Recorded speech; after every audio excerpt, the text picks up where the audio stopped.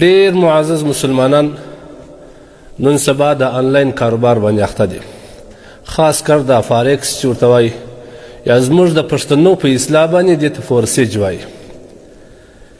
دا کاروبارو په باره کې اکثره انسانان ډېر زیات په شک کې دي او پوښتنې ډېر زیات کوي.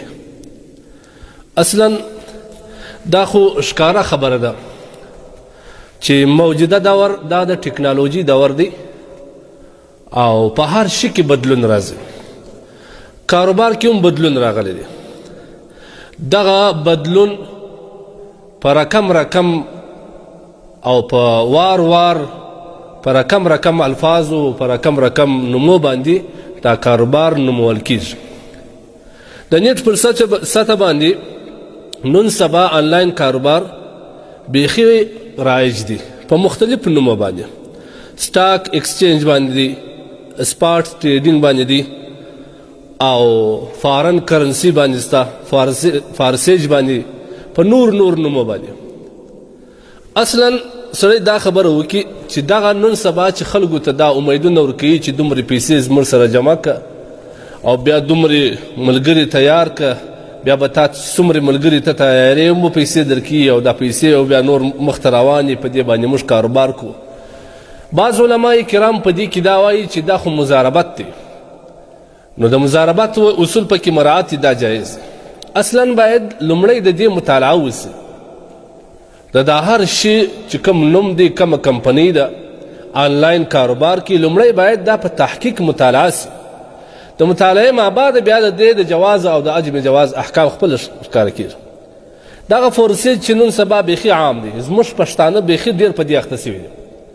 اول لوار یو محدود پیسې ستاسې غواړي، بیا تا ته وایي چې ته دومره ملګري زیات که پر هر ملګري باندې تا ته کمیشن درکوي، دا پیسې چلی بیا تا ته ګټه راکوي.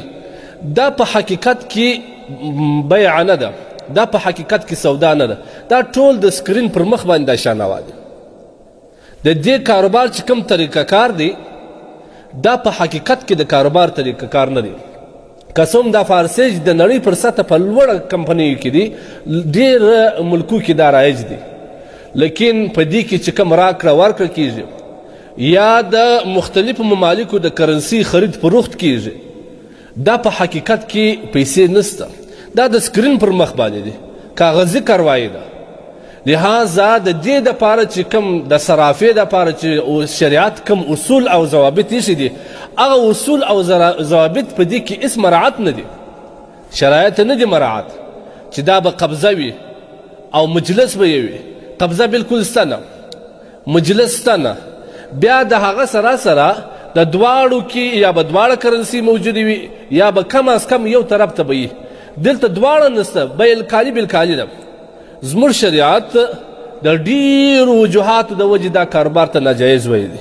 په دې کې بیه د معدوم راځي، بیه د قبل القبض راځي او په دې کې سودا کې د دواړو طرف ته چې کوم مبیعه ده یا کرنسي دي یو طرف ته هم نسته، بس دومره واخه دومره در واړولې بس دونې ګټه دې وکړه. دا ته وایي بیل کالي بالکالي. دا به زموږ په شریعت کې غټه مسله ده او دغه رقم په دې کې ډېر شرایط شته چې هغه دا شراکت وي که مزاربت او علما چې د مزاربت نوم ورکوي دغه فاسد دی. لہذا د دې کاروبار څخه باید موږ ډډه وکړو. زموږ علما کرام په دې هڅه کې دي چې دې ته جواز پیدا کړي. خاص کر په دې باندې مختلفو بیانونه تاسو اورېدلي چې دا خو مزاربت دی، دا فلانکی دی. مزاربت خو یو طرف ته راواخه کوي، مزاربت صحیح کې دا چاته چې تا پیسې په مزاربت ورکړي دي هغه سړی تا پوښتلی دی چې څنګه کاروبار کوي. خبره خو په هغه ځای کې ده چې دا سړی په دې کم کاروبار کوي. دغه آنلاین کاروبار چې دی په کوي آیا په دې کې د شریعت ټول چې کوم اصول د کاروبار دي دا مراعات دي که نه دي مراعات؟ یو اصول نه دي مراعات. په دې کې به سړی دا سودا چې کوي دا کې به ګوري د پیسو وجود به یې، مجلس به یې وي، هغه یې چې په دې کې نسته. بیا په دې کې شرایط دي، داسې شرایط شته چې هغه د شراکت وي او که د سودا یې د دواړو د فساد ذریعه ګرځي. لہذا په کار دا ده موږ په داسې معاملو کې لومړی د علما کرامو څخه مشوره واخلو.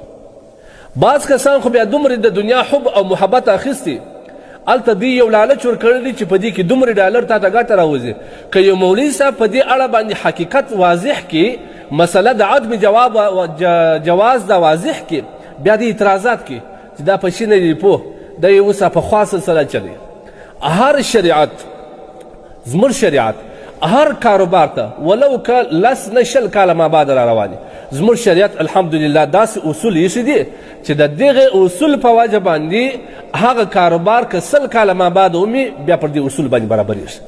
دا خبره غلطه ده چې دا خو اوس نوی کاروبار دی، نوی سیستم دی، ټکنالوژي دور دی، باید په دې کې تساهل راولي.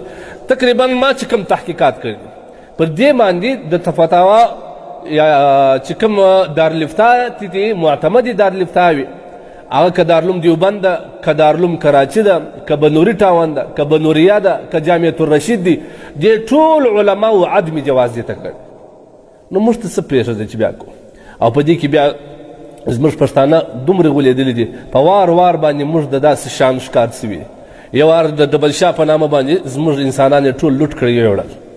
بیا هغه د تبلیغي په شکل کې چې یو کس موږ ته رالی، غل د علماو په شکل کې رالی، ډېر پیسې یې وړې. هم حضرت شیخ صاحب سلیم الله خان رحمه الله د عدم جواز فتوا ولګول. د هغه علماو دا ویل چې د دې دماغ اوس کار نه کوي، د دې عمر ډېر دی. اخر کوم حال ته ورسېده؟ دا زموږ د سرمایې غله دي، دا زموږ نفقې را خرابوي. خپل کاروبارونه په خپل لاس باندې وکړي. دغه آنلاین کاروباري سیستم ته مو راوړي. په دې کې ډېر قباحتونه دي. هر مسلمان باید کوشش وکړي د دې ځان وساتي.